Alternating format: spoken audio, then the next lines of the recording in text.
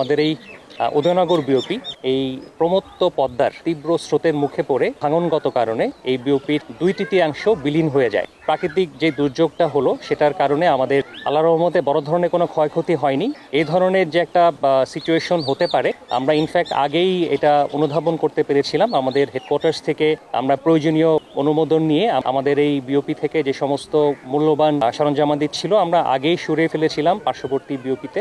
BOP ক্ষতিগ্রস্ত হলেও আমাদের যে দৈনন্দিন অপারেশনাল কার্যক্রম, সীমান্ত এলাকায় টহল, চোরাচালান প্রতিরোধে বিশেষ টহল, স্থলপথে এবং নৌপথে আমাদের গমনাগমন এখনো অব্যাহত রয়েছে। এখানে একটা বাঁধের প্রয়োজনীয়তা সবসময় ছিল। এই এলাকায় শুধুমাত্র আমাদের বিওপিটাই নয়, প্রায় 3 থেকে 5 হাজার জনগোষ্ঠী প্রত্যক্ষ বা পরোক্ষভাবে এই নদীর তীরবর্তী বাঁধের সাথে সম্পর্কিত।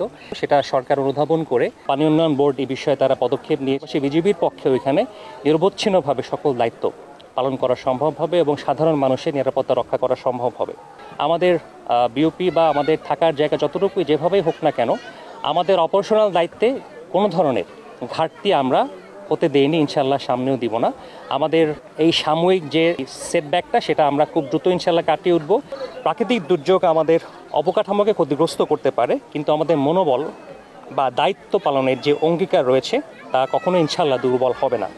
সীমান্তের নিরাপত্তা, চোরাচালান প্রতিরোধ এবং জনগণের স্বার্থ রক্ষায় বিজিবি বরাবরের মতোই নিরলসভাবে কাজ করে যাবে ইনশাল্লাহ।